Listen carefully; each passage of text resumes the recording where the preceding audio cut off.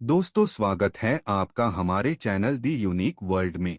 संतू और बंटू का भूतिया अनुभव। दोस्तों, गांव के बाहर एक पुरानी हवेली थी जिसके बारे में लोगों के दिलों में खौफ बैठा हुआ था। कहते थे कि वहां रात के समय अजीब अजीब आवाजें आती हैं, खिड़कियां अपने आप खुलती बंद होती हैं और जो भी वहां जाता है उसे कोई अनदेखी शक्ति महसूस होती है। संतू और बंटू दोनों बहुत शरारती थे और किसी भी बात को आसानी से नहीं मानते थे। एक दिन गांव के कुछ बुजुर्ग हवेली की भूतिया कहानियां सुना रहे थे तो संतू ने हंसते हुए कहा, अरे काका, भूत वूत कुछ नहीं होता, यह सब तुम्हारी कल्पना है।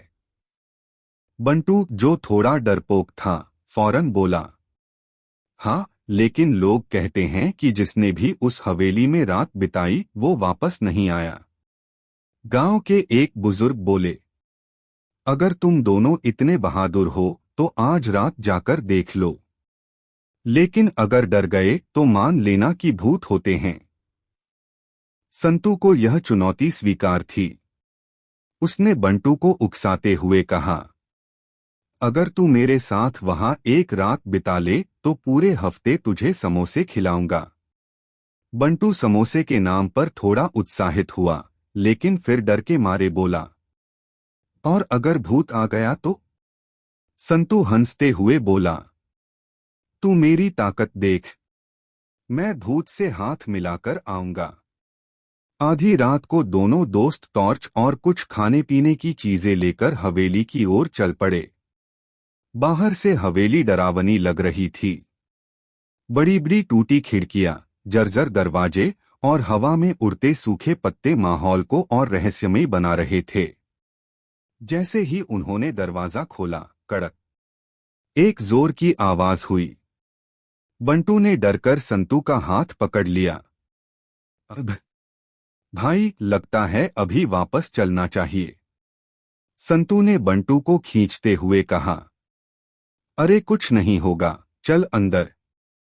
अंदर घुसते ही दोनों ने देखा कि दीवारों पर जाले लगे हुए थे, हर तरफ धूल थी और अजीब सी गंध आ रही थी। कुछ ही देर में हवेली में अजीब घटनाएं होने लगीं। अचानक खिड़कियां धड़ाम से बंद हो गईं। हवा में अजीब सी सरसराहट सुनाई देने लगी। बंटू कांपते हुए बोला, भाई, लगता है कोई हमारे साथ यहाँ है। संतू ने टॉर्च घुमाकर चारों तरफ देखा, लेकिन कुछ नजर नहीं आया। तभी छत से एक पुराना पंखा जोर से हिलने लगा। कड़कड़कड़। बंटू ने डर के मारे संतू का हाथ कसकर पकड़ लिया। अबे, ये अपने आप क्यों हिल रहा है? संतू को भी हल्का डर लगने लगा था, लेकिन उसने खुद को बहादुर दिखाते हुए कहा, शायद हवा से हिल रहा होगा। जैसे ही उन्होंने आगे बढ़ने की कोशिश की, उन्हें लगा कि कोई उनके पीछे खड़ा है। बंटू ने धीरे धीरे पीछे मुड़कर देखा और जोर से चिल्लाया, भूत! संतू भी डरकर उछल पड़ा और दोनों तेजी से भागने लगे। भागते भागते बंटू फिसलकर नीचे गिर पड़ा। संतू भी लड़खड़ा गया, लेकिन दोनों किसी तरह उठे और एक पुराने कमरे में जाकर छिप गए। कमरे में छिपे दोनों दोस्त कांप रहे थे। तभी उन्होंने बाहर से किसी के कदमों की आहट सुनी। ठक ठक ठक। बंटू फुसफुसाया, भाई, अब तो हम बचे नहीं। संतू ने हिम्मत जुटाकर धीरे से दरवाजा खोला और झांका। बाहर एक बुजुर्ग आदमी लाठी के सहारे खड़ा था। अरे, ये तो काका हैं। काका हंसते हुए बोले, क्या हुआ बेटा, बहुत डर गए? बंटू चौंक कर बोला, काका, आप यहाँ क्या कर रहे हैं? काका ने बताया, बेटा, यह हवेली भूतिया नहीं है। यह मेरी पुरानी हवेली है, लेकिन कई सालों से लोग इसे डरावना समझकर यहाँ नहीं आते। मैंने सोचा, अगर तुम लोग हिम्मत करके यहाँ आओगे तो तुम्हें असलियत पता चल जाएगी। संतू और बंटू ने राहत की सांस ली। बंटू ने संतू को घूरते हुए कहा। अबे, तेरी वजह से मेरी जान ही निकल गई थी। संतू हंसते हुए बोला। कम से कम हमने भूत से मिलने की हिम्मत तो दिखाई। काका ने मुस्कुराकर कहा। बहादुरी इसी में है कि बिना सच जाने किसी भी बात पर यकीन मत करो। बंटू बोला। चल, अब डर तो खत्म हुआ, लेकिन तू मुझे वादा के मुताबिक हफ्ते भर समोसे जरूर खिलाएगा। भूतिया हवेली का रहस्य जानने के बाद संतू और बंटू को हंसी तो आई, लेकिन साथ ही एक नया सवाल भी उठ गया। अगर ये हवेली भूतिया नहीं थी तो गांव वाले इससे डरते क्यों थे? काका ने उन्हें बताया। यहाँ कई साल पहले कुछ चोर छुपे थे। उन्होंने अफवाह फैला दी कि यहाँ भूत रहते हैं, ताकि कोई भी यहाँ आने की हिम्मत न करे। बाद में चोर तो चले गए, लेकिन डर की कहानी रह गई। संतू सोच में पड़ गया और फिर बोला। तो फिर हवेली से वो अजीब आवाजें क्यों आ रही थीं? काका मुस्कुराए और बोले। वो तो हवेली की पुरानी लकड़ियों और हवा की वजह से होती हैं। डर के मारे तुम्हें लग रहा था कि कोई भूत है, लेकिन असल में कुछ नहीं था। बंटू ने राहत की सांस ली और बोला। ओह, मतलब मैंने जो भूत देखा था वो भी मेरी ही कल्पना थी। काका बोले। हाँ बेटा, डर कभी कभी हमारे दिमाग में ही होता है। संतू और बंटू अब निडर महसूस कर रहे थे, लेकिन तभी काका ने एक और रहस्य खोला। पर एक बात जरूर अजीब है। संतू और बंटू ने एक दूसरे की तरफ देखा और एक साथ बोले। क्या? काका बोले। मैं यहाँ अक्सर आता हूँ, लेकिन आज मैंने भी एक परछाई देखी थी जो अचानक गायब हो गई थी। बंटू फिर से डरने लगा। अब भाई, कहीं सच में तो कुछ नहीं था? संतू ने हिम्मत दिखाते हुए कहा। अभी जाकर देखना पड़ेगा। संतू और बंटू ने काका के साथ मिलकर हवेली का कोना कोना छान मारा। तभी उन्होंने एक कोने में ताजी मिट्टी बिखरी हुई देखी। वहां किसी ने हाल ही में खुदाई की थी। ये क्या है? संतू ने आश्चर्य से कहा। उन्होंने फावड़ा उठाकर मिट्टी हटाई। थोड़ी ही देर में एक पुराना बक्सा निकला। बंटू डरते हुए बोला। भाई, इसमें कहीं भूत तो नहीं? संतू हंसते हुए बोला। पगले, भूत बक्से में नहीं रहते। काका ने बक्सा खोला और उनकी आंखें फटी रह गईं। बक्से के अंदर सोने चांदी के पुराने सिक्के, कुछ पुराने दस्तावेज और कुछ अनमोल रत्न थे। काका ने बताया कि यह खजाना हवेली के असली मालिकों का था, जो सालों पहले कहीं चले गए थे। संतू ने उत्साह से कहा। मतलब इसी खजाने की वजह से चोर यहाँ आए थे? काका ने सिर हिलाया। हाँ, और जब वे चोरी करने आए थे तब उन्होंने डर की कहानियां फैला दी, ताकि कोई उनके राज तक न पहुंचे। बंटू खुशी से उछल पड़ा। मतलब हम खजाना ढूंढने वाले पहले लोग हैं। काका बोले। लेकिन यह खजाना गांव की अमानत है। इसे सही जगह पहुंचाना होगा। अगले दिन जब संतू, बंटू और काका ने यह कहानी गांव वालों को सुनाई तो सब हैरान रह गए। उन्होंने मिलकर खजाने को अधिकारियों को सौंप दिया, ताकि इसका सही इस्तेमाल हो सके। गांव के मुखिया बोले। तुम दोनों ने न केवल अपने डर पर जीत हासिल की, बल्कि गांव की सच्चाई भी सामने लाई। अब कोई हवेली से नहीं डरेगा। बंटू मुस्कुराया और बोला। मतलब अब हमें समोसे भी मिलेंगे और इनाम भी? गांव वाले हंस पड़े और संतू ने कहा।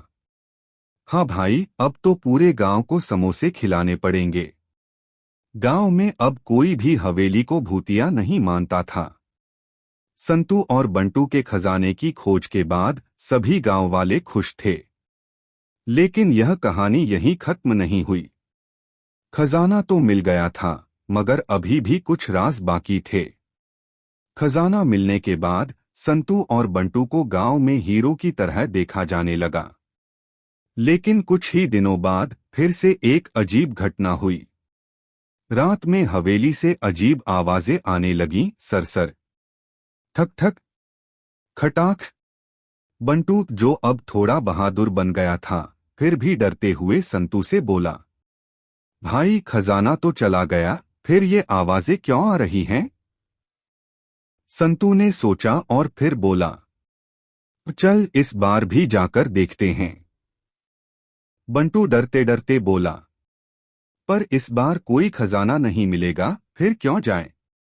संतू मुस्कुराया, क्योंकि रोमांच खत्म नहीं हुआ। रात के अंधेरे में दोनों फिर से हवेली पहुंचे। अंदर घुसते ही उन्होंने देखा कि एक खिड़की धीरे धीरे अपने आप हिल रही थी। टॉर्च की रोशनी में कुछ परछाइयां भी दिख रही थीं। बंटू फुसफुसाया, भाई, इस बार सच्ची में भूत है।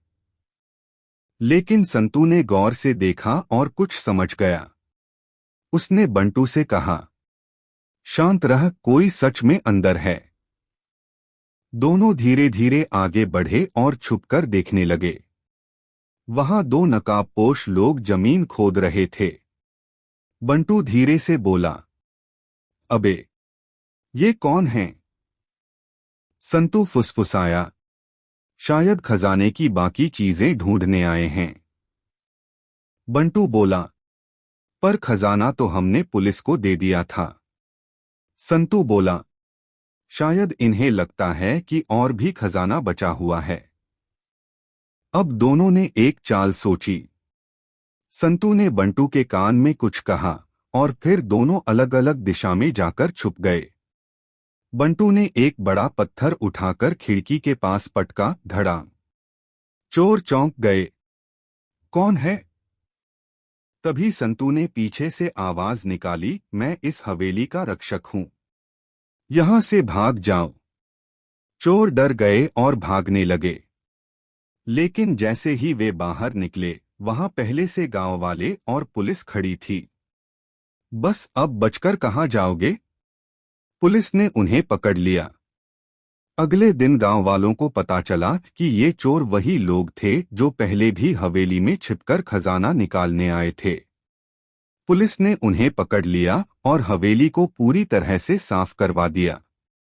मुखिया बोले, अब यह हवेली कोई भूतिया जगह नहीं, बल्कि गांव की धरोहर होगी। संतू और बंटू को फिर से इनाम मिला और इस बार बंटू खुशी से चिल्लाया, इस बार पूरे महीने के लिए समोसे मिलेंगे। गांव वालों ने ठहाका लगाया और सबने मिलकर हवेली को एक पर्यटक स्थल बनाने का फैसला किया। अब हवेली गांव के लिए डरावनी जगह नहीं, बल्कि गर्व की पहचान बन गई। संतू और बंटू की बहादुरी की कहानियां पूरे गांव में मशहूर हो गईं। बंटू ने हंसते हुए संतू से कहा, अब और कोई रहस्य मत खोलना, नहीं तो मुझे समोसे खाने का समय ही नहीं मिलेगा। संतू मुस्कुराया, देखते हैं अगली बार कौन सा रोमांच इंतजार कर रहा है। गांव की भूतिया हवेली अब गांव वालों के लिए डर का नहीं, बल्कि गर्व का प्रतीक बन गई थी। पुलिस ने चोरों को पकड़ लिया था और गांव वालों ने हवेली को साफ सुथरा करके एक ऐतिहासिक स्थल बनाने की योजना बना ली थी। लेकिन संतू और बंटू की जिज्ञासा अभी भी खत्म नहीं हुई थी। भाई, अब तो हवेली में कोई रहस्य बाकी नहीं बचा ना? बंटू ने संतू से पूछा। संतू ने सिर हिलाया, पता नहीं, पर मुझे लगता है कि हवेली के असली मालिक के बारे में हमें और जानना चाहिए। बंटू ने उबासी लेते हुए कहा, अबे, तू फिर से किसी नए झमेले में मत पड़। अब तो हमें चैन से समोसे खाने दे। लेकिन संतू की जिज्ञासा शांत नहीं हुई। उसने ठान लिया कि वह हवेली की असली कहानी जानकर रहेगा। संतू और बंटू ने गांव के मुखिया से इजाजत लेकर हवेली में रखे पुराने दस्तावेजों को खंगालना शुरू किया। पुराने बक्सों में कई जर्जर किताबें, कुछ दस्तावेज और पीले पड़ चुके कागज थे। अचानक संतू की नजर एक पुराने खत पर पड़ी। खत को खोलते ही उसकी आंखें चौड़ी हो गईं। बंटू, यह खत हवेली के असली मालिक का है। बंटू, जो एक कुर्सी पर आराम कर रहा था, उछल पड़ा। क्या क्या लिखा है उसमें? संतू ने खत पढ़ा। अगर कोई यह खत पढ़ रहा है तो इसका मतलब है कि मैं अपनी हवेली और गांव को नहीं बचा सका। अंग्रेजों के लालच के कारण मुझे यह जगह छोड़नी पड़ी, लेकिन मैं वापस आऊंगा और जो मेरा है उसे वापस लूंगा। खत के आखिर में नाम लिखा था, राजा वीर प्रताप सिंह। संतू और बंटू ने गांव के सबसे बुजुर्ग व्यक्ति दादाजी से इस बारे में पूछा। दादाजी ने गहरी सांस ली और बोले, बेटा, ये कहानी बहुत पुरानी है। यह हवेली असल में राजा वीर प्रताप सिंह की थी। वे एक बहादुर योद्धा थे, लेकिन अंग्रेजों ने उन्हें धोखे से हराकर उनकी संपत्ति छीन ली। मजबूर होकर उन्हें यह जगह छोड़नी पड़ी। बंटू ने आंखें चौड़ी कर ली। मतलब राजा वापस आने वाले थे? दादाजी ने सिर हिलाया। लेकिन वे कभी लौटे नहीं। कुछ लोग कहते हैं कि अंग्रेजों ने उन्हें मार दिया, तो कुछ कहते हैं कि उन्होंने जंगलों में जाकर छुपकर जीवन बिताया। संतू ने गंभीरता से कहा, अगर राजा वीर प्रताप कभी लौटे ही नहीं तो क्या उनकी कोई निशानी बची है? अब संतू और बंटू की उत्सुकता और बढ़ गई। उन्होंने हवेली में और गहराई से खोजबीन शुरू की। एक रात जब वे हवेली में थे, संतू को एक दीवार पर अजीब सा निशान दिखा। उसने दीवार को ध्यान से देखा और जोर से थपथपाया। ठक ठक ठक ठक। भाई, ये दीवार खोखली लग रही है। संतू चिल्लाया। बंटू डरते हुए बोला, मतलब इसके पीछे कुछ छिपा हो सकता है। दोनों ने मिलकर दीवार को ध्यान से खंगालना शुरू किया और अचानक बंटू का हाथ एक छुपे हुए लीवर पर पड़ गया। क्लिक! अचानक दीवार खुद ब खुद सरकने लगी और उनके सामने एक गुप्त तहखाना खुल गया। संतू और बंटू ने टॉर्च जलाकर तहखाने के अंदर झांका।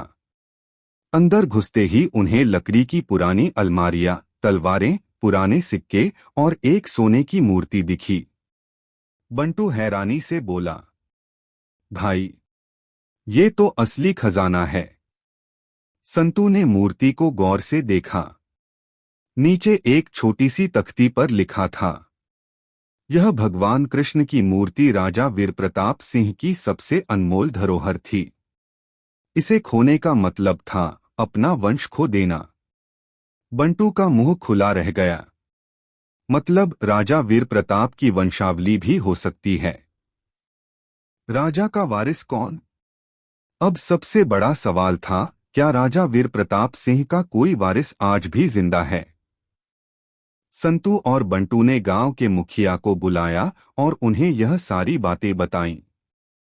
मुखिया बोले, हमारे पास गांव के कुछ पुराने दस्तावेज हैं, उनमें राजा के परिवार के बारे में कुछ लिखा हो सकता है। संतू और बंटू ने उन दस्तावेजों को खंगालना शुरू किया। काफी खोजबीन के बाद उन्हें पता चला कि राजा वीर प्रताप का एक पोता बच गया था, जिसे अंग्रेजों ने पकड़ने की कोशिश की थी, लेकिन वह किसी दूर गांव में भाग गया था। अब अगला सवाल यह था, क्या राजा वीर प्रताप का परिवार आज भी कहीं मौजूद है?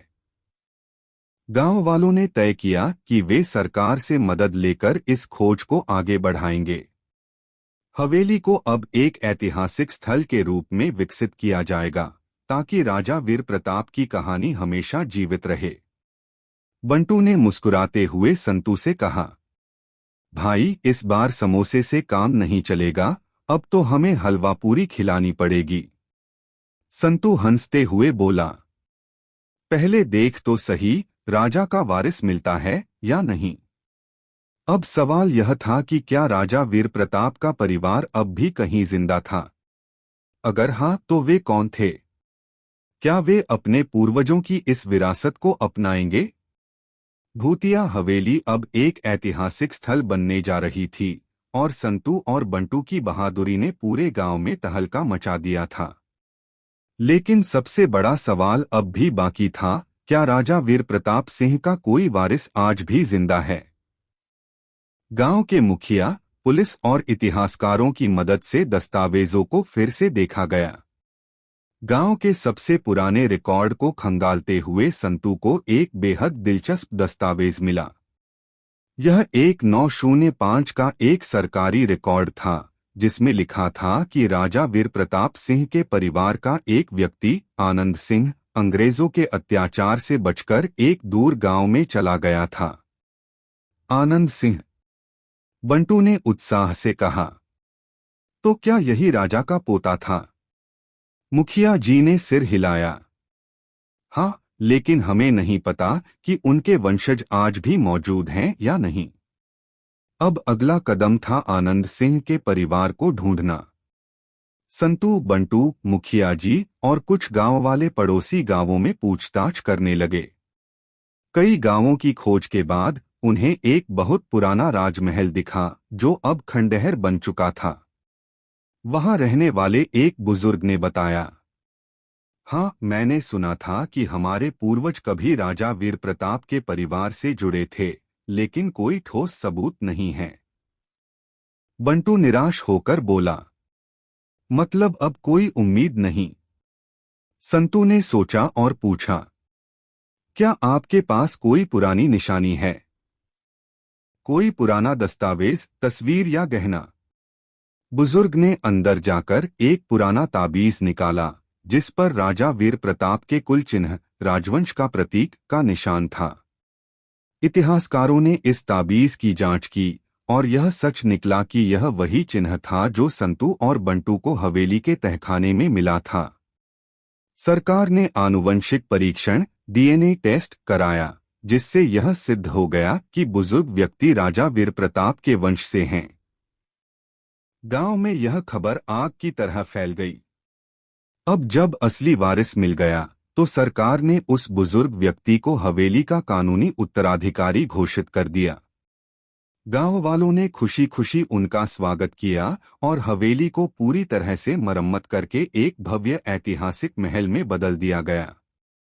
बंटू खुशी से उछल पड़ा, भाई, अब तो हम असली राजसी मेहमान हैं। संतू ने हंसते हुए कहा, हाँ, और अब समोसे के साथ साथ मलाईदार लस्सी भी मिलेगी। इस तरह संतू और बंटू ने गांव का सबसे बड़ा रहस्य सुलझा दिया। उन्होंने न सिर्फ गांव के डर को मिटाया बल्कि इतिहास को भी सही जगह पर पहुंचाया। अब वह हवेली एक ऐतिहासिक पर्यटन स्थल बन चुकी थी जहां लोग राजा वीर प्रताप की बहादुरी और संतू बंटू की रोमांचक खोज की कहानी सुनने आते थे। दोस्तों, वीडियो को एक लाइक जरूर करें। दोस्तों, बंटू के अजीबोगरीब बिजनेस आइडिया और संतू की हाजिर जवाबी ने गांव वालों को खूब हंसाया था। पहले पकौड़ी और समोसे की दुकान फेल हुई, फिर होटल बंटू महाराज का कचूमर निकला, लेकिन इस बार बंटू ने ठान लिया था, अब तो मैं करोड़पति बनकर ही दम लूंगा। संतू ने मजाक में कहा, बंटू, अगर सच में करोड़पति बनना है तो इस बार सब कुछ सोच समझकर करना। बंटू ने जोश में आकर कहा, इस बार कोई मजाक नहीं, मैं इंटरनेशनल होटल खोलूंगा। गांव वाले ठहाके मारकर हंसने लगे, अबे, तेरा होटल गांव में नहीं चला, इंटरनेशनल कैसे चलेगा? लेकिन बंटू की जिद के आगे किसी की नहीं चली। उसने बड़े शहर में एक होटल खोलने का फैसला कर लिया। बंटू ने शहर के बीचों बीच एक पुरानी इमारत किराए पर ली और अपने होटल का बोर्ड लगवा दिया। होटल बंटू महाराज इंटरनेशनल, स्वाद ऐसा जो दुनिया भूल ना पाए। संतू ने समझाया, इस बार सब कुछ ठीक से करना वरना फिर से बंटू स्टाइल फेल हो जाएगा। बंटू बोला, चिंता मत कर भाई, इस बार मैंने पूरे इंटरनेट से होटल मैनेजमेंट सीख लिया है। अब बंटू को एकदम इंटरनेशनल स्टाइल में होटल चलाना था। उसने 3 बड़े फैसले लिए। 1, हमारे होटल में सिर्फ हाई फाई खाना मिलेगा। मतलब विदेशी स्टाइल के पकवान। 2 हर ग्राहक के साथ वीआईपी ट्रीटमेंट होगा। 3 होटल में पूरी स्पेशलिटी होगी। अब बस होटल शुरू करने की देर थी। लेकिन जैसा कि सबको पता था, बंटू की कहानी बिना गड़बड़ के पूरी नहीं हो सकती। पहला दिन जब विदेशी ग्राहक होटल से भागने लगे। बंटू के होटल में पहला ग्राहक एक विदेशी टूरिस्ट मिस्टर जॉनसन था। बंटू दौड़ता हुआ उनके पास गया और बोला, सर, हमारी स्पेशल इंडियन थाली खाएंगे। मिस्टर जॉनसन ने कहा, यस यस, मैं इंडियन फूड लव करता हूं। बंटू ने पहली थाली परोसी। दाल तड़का, जो इतना तीखा था कि देखकर ही आंखों में आंसू आ जाए। पराठा, जो इतना मोटा था कि ईंट का टुकड़ा लगे। पनीर मसाला, जिसमें गलती से मिठाई का सिरप गिर गया था। जैसे ही जॉनसन ने पहला कौर लिया, उनका चेहरा लाल पड़ गया। OMG, it's so spicy. वह दौड़ते हुए होटल से बाहर भागे और बोले, बंटू, तुम मुझे मारना चाहते हो क्या? संतू ने सिर पकड़ लिया, अबे, होटल के पहले ही ग्राहक को तूने भगा दिया। बंटू बोला, अरे भाई, तीखा खाना पसंद नहीं आया होगा। बंटू की दूसरी गलती, वीआईपी ट्रीटमेंट का अनोखा तरीका। अब बंटू ने नया प्लान बनाया, वीआईपी ट्रीटमेंट से ग्राहक खुश होंगे। अगले दिन शहर के कुछ बड़े लोग होटल में आए।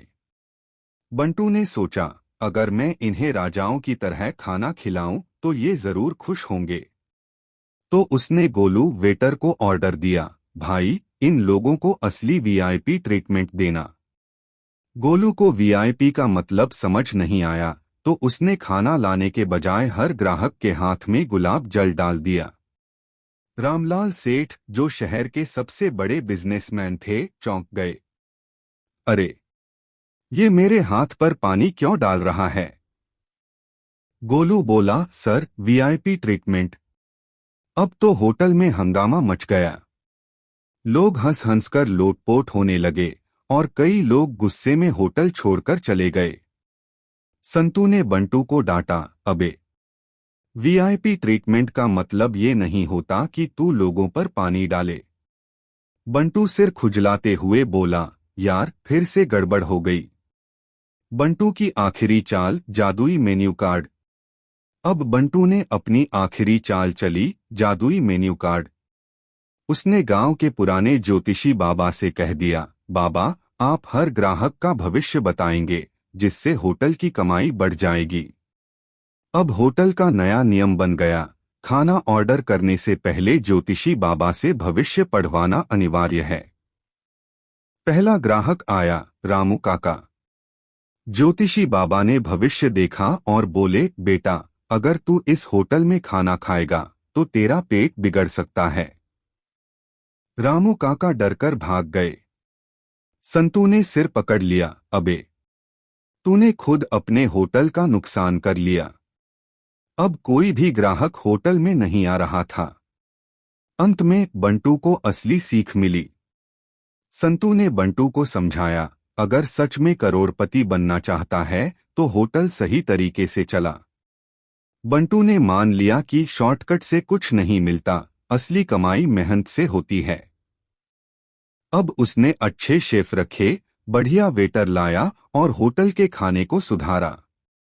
धीरे धीरे होटल मशहूर हो गया और बंटू सच में करोड़पति बन गया। गांव वालों ने भी मान लिया, बंटू आखिरकार समझदार हो गया। बंटू का जुगाड़, जब संतू ने उसे धूल चटा दी। बंटू के अनोखे बिजनेस हमेशा किसी न किसी मुसीबत में फंस जाते थे। पकौड़ी और समोसे की दुकानें फेल हो गईं, होटल बंटू महाराज भी ठप पड़ गया। लेकिन बंटू का दिमाग अब भी नए नए आइडिया सोच रहा था। एक दिन संतू ने हंसते हुए कहा, अबे बंटू, तेरे जैसा जुगाड़ू आदमी मैंने आज तक नहीं देखा। होटल भी फेल, दुकान भी फेल। अब कौन सा नया तमाशा करने वाला है? बंटू अकड़कर बोला, भाई, इस बार जुगाड़ से करोड़पति बनूंगा। संतू बोला, अच्छा, अब कौन सी मशीन बनाई है तूने? बंटू मुस्कुराया और बोला, इस बार मैंने एक जबरदस्त आइडिया निकाला है, बंटू स्पेशल चाय। बंटू स्पेशल चाय। जब चाय पीकर लोग रोने लगे, बंटू ने गांव में बंटू स्पेशल चाय के नाम से एक दुकान खोली। उसका दावा था कि इस चाय को पीते ही लोगों की सारी थकान मिट जाएगी और वे एनर्जी से भर जाएंगे। पहला ग्राहक आया, रामू काका। बंटू ने स्पेशल चाय बनाकर दी, जिसमें उसने अदरक, तुलसी, इलायची और गलती से 3 चम्मच मिर्च पाउडर डाल दिया। रामू काका ने जैसे ही पहला घूंट लिया, उनका चेहरा लाल हो गया। वे चिल्लाए, अरे ये चाय है या ज्वालामुखी का लावा? बंटू हंसकर बोला, काका ये स्पेशल एनर्जी चाय है। रामू काका पानी पानी चिल्लाने लगे और पूरा गांव ठहाके मारकर हंसने लगा। संतू ने सिर पकड़ लिया और बोला, अबे तूने चाय में मिर्च क्यों डाली? बंटू बोला, भाई गलती से पड़ गई, लेकिन कोई बात नहीं, अगली बार परफेक्ट चाय बनाऊंगा। बंटू का अगला प्लान, जब उसने पानी को दूध बना दिया। बंटू को लगा कि चाय बेचने में मजा नहीं आ रहा, तो उसने एक नया जुगाड़ लगाया। अब उसने दुकान पर बोर्ड लगाया, बंटू मैजिक दूध, जो एक बार पिए बार बार आए। गांव वाले सोचने लगे, भला दूध में क्या मैजिक हो सकता है। लेकिन असली सस्पेंस तब खुला जब संतू ने जाकर दूध मांगा। संतू भाई, आधा लीटर दूध देना। बंटू भाई, तेरे सामने ही मैजिक दिखाऊंगा।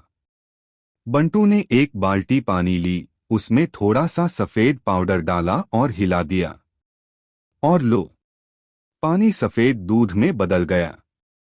गांव वाले हैरान रह गए, अरे ये सच में जादू है। लेकिन जैसे ही संतू ने दूध का स्वाद चखा, उसका चेहरा बिगड़ गया।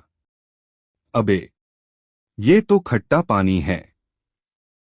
गांव वालों ने हंगामा मचा दिया और बंटू की मैजिक दूध स्कीम भी फेल हो गई। अंत में बंटू को फिर मिली असली सीख। अब संतू ने बंटू को समझाया, भाई जुगाड़ से पैसा कमाना मुश्किल है, मेहनत कर वरना हर बार लुटता रहेगा। बंटू ने ठान लिया कि इस बार वह सच में कुछ अच्छा सीखेगा और मेहनत से काम करेगा। गांव वालों ने हंसते हुए कहा, चलो देखते हैं अगली बार बंटू कौन सा नया तमाशा करता है। बंटू की स्मार्ट दुकान।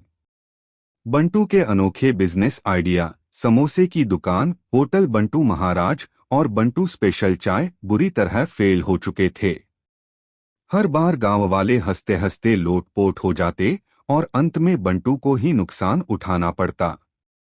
लेकिन इस बार बंटू ने सोच लिया था, अब की बार मैं ऐसा धांसू बिजनेस करूंगा कि पूरा गांव मेरा ग्राहक बनेगा। संतू ने मजाक में कहा, बंटू इस बार कौन सा नया तमाशा कर रहा है? बंटू अकड़कर बोला, भाई इस बार मैं स्मार्ट बिजनेस करूंगा, खोलूंगा बंटू की स्मार्ट दुकान। बंटू ने गांव में एक छोटी सी दुकान खोली और उस पर बड़ा सा बोर्ड लगा दिया, बंटू की स्मार्ट दुकान, सब कुछ मिलेगा लेकिन दिमाग लगाकर। गांव वाले हैरान हो गए, अबे यह स्मार्ट दुकान क्या होती है? बंटू ने दुकान में हर सामान रखा, चायपत्ती, साबुन, बिस्किट, शक्कर, नमक, तेल, लेकिन हर चीज पर एक नया नियम लगा दिया। चायपत्ती 10 रुपए, लेकिन सिर्फ तब मिलेगा जब ग्राहक चाय बनाने की रेसिपी सुनाए। बिस्किट 20 रुपए, लेकिन ग्राहक को पहले एक जोक सुनाना पड़ेगा। शक्कर 15 रुपए, लेकिन साथ में 1 किलो नमक लेना अनिवार्य। गांव वाले सिर पकड़कर बैठ गए। रामू काका बोले, अबे ये दुकान है या परीक्षा केंद्र? बंटू बोला, भाई बिजनेस में दिमाग लगाना पड़ता है। जब संतू ने बंटू को खुद का ग्राहक बना दिया, अब तक बंटू की दुकान में कोई ग्राहक नहीं आया था। संतू ने सोचा, अब इसे सबक सिखाना पड़ेगा। वह दुकान पर गया और बोला, बंटू भाई मुझे 1 किलो चावल चाहिए। बंटू भाई चावल तब मिलेगा जब तू एक पहेली का जवाब देगा। संतू ठीक है, पूछ। बंटू ऐसी कौन सी चीज है जो खुद चलती नहीं लेकिन दुनिया को चलाती है? संतू अबे, ये तो पैसा है। बंटू सही जवाब। लेकिन अब तुझे 1 किलो चावल के साथ 2 किलो मटर भी लेना पड़ेगा। संतू अबे, मैं मटर क्यों लूं? बंटू भाई, ये मेरी दुकान का नियम है। संतू ने चालाकी से कहा, अच्छा ठीक है, मुझे चावल और मटर दोनों दे दो। बंटू ने चावल और मटर तौलकर दे दिए। संतू ने पैसे निकालकर कहा, लेकिन मैं तेरी दुकान के नियम के हिसाब से पेमेंट करूंगा। बंटू कैसे? संतू मैं तुझे नकद पैसे दूंगा, लेकिन तू तब ले सकता है जब एक पहेली का जवाब देगा। बंटू अबे, ये क्या नया चक्कर है? संतू पहेली सुन, ऐसी कौन सी चीज है जो तेरा बिजनेस कभी चलने नहीं देती? बंटू सोच में पड़ गया। अरे, मुझे नहीं पता। संतू हंसकर बोला, तेरी बेवकूफी। गांव वाले जोर जोर से हंसने लगे और बंटू ने गुस्से में दुकान बंद कर दी। अंत में बंटू ने फिर से सीखा सबक। संतू ने बंटू को समझाया, अगर सच में बिजनेस करना है तो ग्राहकों को लूट मत, उनकी मदद कर। बंटू ने कहा, ठीक है भाई, अगली बार सच में एक अच्छा बिजनेस करूंगा। संतू बंटू और जादुई किताब का रहस्य। संतू और बंटू की जोड़ी हमेशा किसी न किसी रोमांचक मुसीबत में फंस जाती थी। इस बार उनकी नई मुसीबत गांव के पुराने पुस्तकालय से शुरू हुई, जहां एक जादुई किताब छुपी हुई थी। गांव के स्कूल के पास एक पुराना पुस्तकालय था, जहां कोई भी ज्यादा नहीं जाता था। एक दिन संतू और बंटू वहां गए तो उन्होंने देखा कि एक अलमारी पर बहुत बड़ा ताला लगा हुआ था। बंटू ने शरारती अंदाज में कहा, भाई, जहां ताला होता है वहां कोई न कोई बड़ा रहस्य जरूर होता है। संतू बोला, तो फिर हमें इस ताले का राज पता करना होगा। पुराने बाबा की भविष्यवाणी। वहीं पास में गांव के एक बुजुर्ग बाबा बैठे थे। उन्होंने संतू और बंटू को बुलाया और धीरे से कहा, तुम जिस अलमारी के ताले को खोलना चाहते हो वह कोई साधारण ताला नहीं है। वहां एक जादुई किताब रखी है जिसमें अद्भुत शक्तियां हैं। बंटू डरकर पीछे हट गया। भाई, कहीं ये कोई भूतिया किताब तो नहीं? संतू ने हंसते हुए कहा, पता नहीं, पर जब तक देखेंगे नहीं तब तक पता कैसे चलेगा। ताले की चाबी की खोज। बाबा ने बताया कि उस ताले की चाबी गांव के पुराने कुएं में गिरी थी, लेकिन कुआं अब बहुत गहरा और अंधेरा था। संतू और बंटू ने एक मजबूत रस्सी ली और कुएं में उतरने का फैसला किया। जैसे ही संतू ने टॉर्च जलाकर कुएं में झांका, उसे नीचे एक चमकती हुई चीज दिखाई दी। भाई, मुझे चाबी दिख रही है। बंटू ने जल्दी से रस्सी पकड़ी और संतू को नीचे उतारा। जैसे ही संतू ने चाबी उठाई, कुएं के अंदर से एक अजीब सी गूंज सुनाई दी। जिसने इस चाबी को छुआ वह किताब के रहस्य से बच नहीं पाएगा। बंटू कांपते हुए चिल्लाया, भाई, जल्दी बाहर आ, अब तो मुझे सच में डर लग रहा है। जादुई किताब का रहस्य। चाबी पाकर दोनों भागते हुए पुस्तकालय पहुंचे और अलमारी का ताला खोल दिया।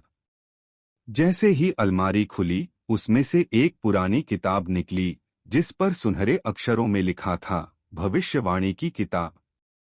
बंटू ने किताब खोलते ही चौंक कर कहा, भाई, इसमें तो वही बातें लिखी हैं जो हम अभी अभी कर रहे हैं।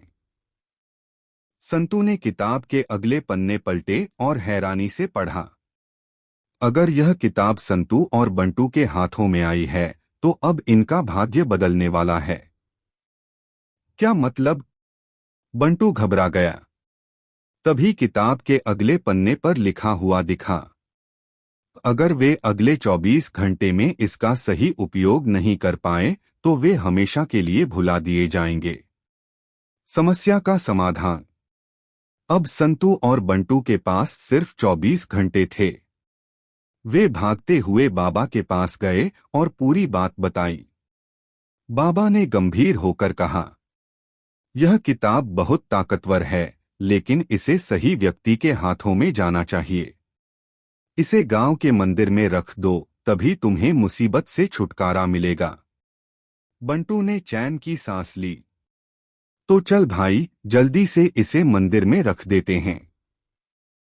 लेकिन जैसे ही वे मंदिर की ओर बढ़े, एक तेज हवा चली और किताब खुद ब खुद हवा में उड़ने लगी। संतू ने किताब को पकड़ने की कोशिश की, लेकिन वह गायब हो गई। अगली सुबह जब संतू और बंटू उठे तो सब कुछ सामान्य लग रहा था। वे घबराए हुए पुस्तकालय गए, लेकिन वहां अलमारी में फिर से ताला लगा हुआ था और किताब का कोई निशान नहीं था। बाबा ने मुस्कुराते हुए कहा, किताब वापस अपने स्थान पर चली गई। यह सिर्फ खास लोगों को ही दिखाई देती है। बंटू ने राहत की सांस ली और संतू से कहा, भाई, अगली बार कोई रहस्य मत खोलना। मेरी तो जान ही निकल गई थी। संतू हंसकर बोला, अरे, जब तक हम हैं तब तक रोमांच खत्म नहीं होगा। और इस तरह संतू और बंटू की जादुई किताब की कहानी खत्म हुई। या शायद कोई नया रहस्य उनका इंतजार कर रहा था। दोस्तों, वीडियो को एक लाइक जरूर करें। दोस्तों, यह कहानी आपको कैसी लगी कमेंट में जरूर बताएं। ऐसी और नई मजेदार कहानी सुनने के लिए हमारे चैनल दी यूनिक वर्ल्ड को सब्सक्राइब जरूर कर ले। वीडियो अपने मित्रों को जरूर शेयर करें। वीडियो देखने के लिए बहुत बहुत धन्यवाद।